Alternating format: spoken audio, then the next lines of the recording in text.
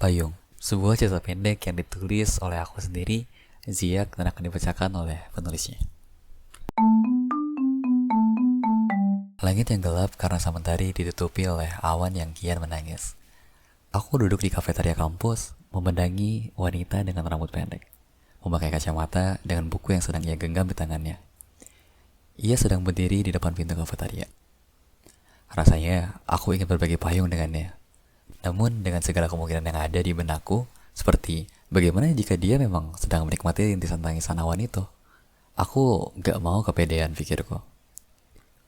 Pada akhirnya, aku berdiri dari kursi yang aku duduki, membuka payung dan mulai berjalan menuju gedung kelasku berikutnya.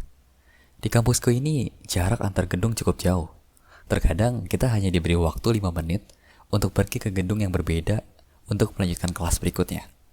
Sehingga jika terjadi hal seperti itu, langkah kaki kita diuji kecepatannya. Sesampainya di kelas, aku menceritakan perihal wanita yang ada di kafetaria tadi pada temanku bernama Albert.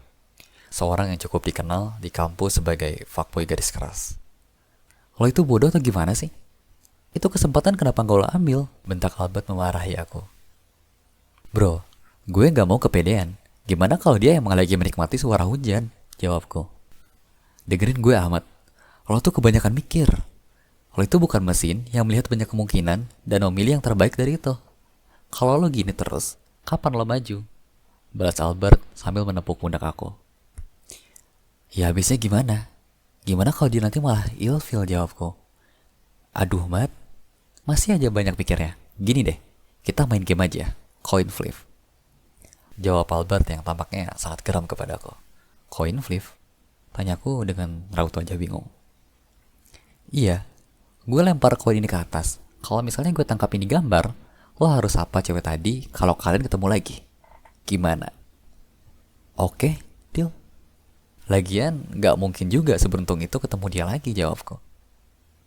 Pada akhirnya, Albert lah yang memenangkan pertaruhan itu. Sudah seminggu semenjak pertaruhan itu terjadi. Seperti yang aku bilang sebelumnya, mustahil aku seberuntung itu bertemu dengannya lagi. Sekarang aku duduk di kafetaria yang sama di hari saat aku bertaruh dengan Albert. Ditemani secangkir kopi panas, sambil menikmati rintihan awan yang masih kian menangis. Kafetaria saat ini sangat sepi dan hening. Hanya suara hujan yang terdengar. Di gandengan itu, tak lama terdengar pelan suara langkah kaki yang menuju pintu kafetaria. Tak sadar aku minum kopi panas dengan sekali teguk. Langkah kaki itu berasal dari wanita yang aku lihat minggu lalu. Masih dengan rambut pendek, memakai kacamata, sambil memegang buku di tangan kanannya.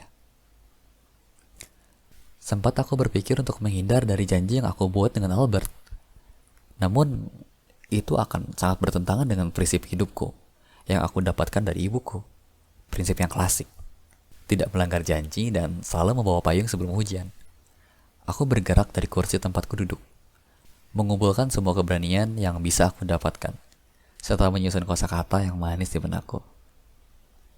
Permisi kak, butuh aja payung. Sebuah kalimat bodoh yang keluar dari mulutku. Rasanya ingin langsung menghilang dari peradaban ini. Iya, maaf ada apa kak?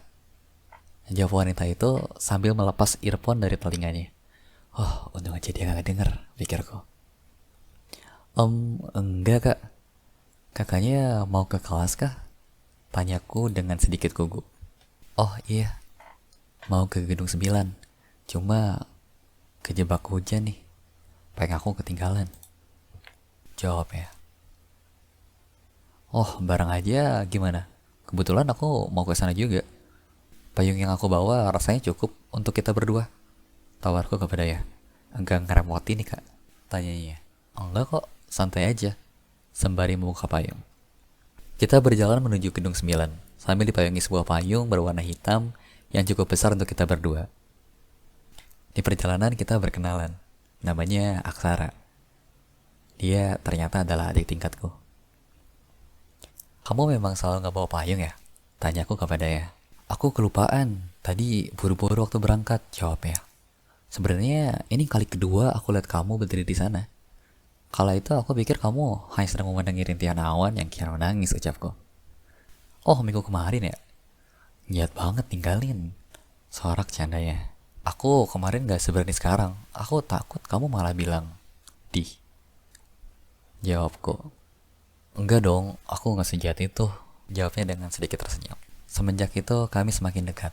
Kami bertukar nomor telepon, bahkan kadang kami makan bersama di tempat kami pertama kali bertemu, kafetaria kampus. Namun sekarang, kami dalam satu meja yang sama. Waktu berlalu dengan cepat. Aku dan Aksara semakin sering menghabiskan waktu bersama. Dari belajar bersama hingga sekedar ngobrol di kafetaria. Hubungan kami semakin erat dan perasaan kagumku terhadapnya tumbuh semakin dalam. Suatu hari, aku memberanikan diri untuk mengajak Aksara jalan-jalan di luar kampus. Aku mengajaknya ke sebuah pameran besar robotik. Tibalah di hari yang aku tunggu-tunggu. Aku menjemput Aksara di rumahnya. Dia keluar rumah menggunakan jaket denim dan celana jeans. Gaya santai yang cocok untuk menghadiri pameran robotik.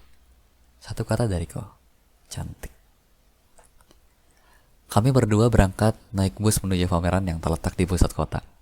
Di perjalanan menuju pusat kota, tiba-tiba sang mentari ditutupi oleh hujan yang lagi-lagi menangis. Waduh, hujan nih kak, gimana nih? Tanya Aksara kepadaku. Kayaknya aman deh, Ra. Sekelas pameran besar seperti itu, pasti mereka sudah antisipasi hal-hal semacam ini. Jawabku dengan sedikit kaku. Bukan itu, aku tahu kalau itu. Maksudnya, aku lupa bawa payung. Jawabnya dengan raut wajah cemberut. Kamu sih kebiasaan ya. Tapi tenang aja, aku bawa kok. Kamu ini emang selalu bawa payung ya? Tanya Aksara kepadaku. Iya. Salah satu prinsip klasik yang aku dapatkan dari ibuku. Meski klasik, tapi itu berguna. Sesampainya di pameran, aku membuka payung untuk melindungi kami dari rintik hujan yang mulai turun. Kami berjalan berdua di bawah payung yang sama, menikmati suasana hujan yang membawa kehangatan tersendiri. Sesampainya di pameran, kami segera terpesona oleh keajaiban teknologi yang dipamerkan. Wow, keren banget kak. Aku pengen deh bisa bikin yang kayak gini.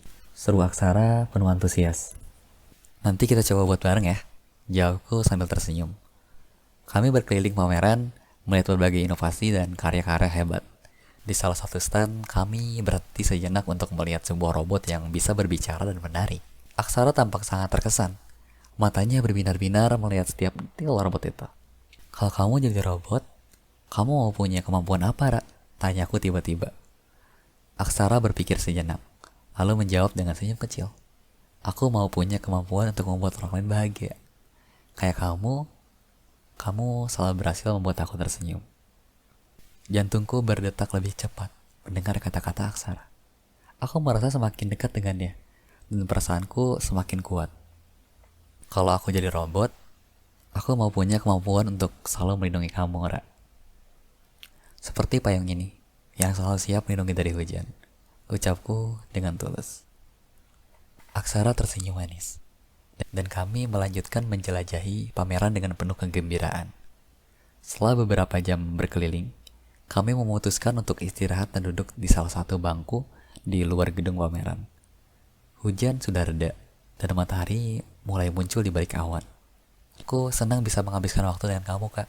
Terima kasih ya, kata Aksara sambil menatapku dengan mata yang penuh rasa terima kasih. Aku juga senang, Ra.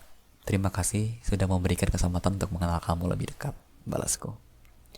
Hari itu terasa sangat istimewa bagi kami berdua. Kini aku berdiri di pemakaman, di bawah payung yang sama. Langit kelabu dan hujan yang turun perlahan mengingatkanku pada awal pertemuanku dengan Aksara. Hujan yang selalu membawa kami bersama, kini hanya meninggalkan kenangan. Payung yang selalu kami pakai bersama, kini hanya melindungiku dari hujan. Sementara ingatan tentang Aksara tetap hidup di hatiku. Di depan nisan bertuliskan nama Aksara.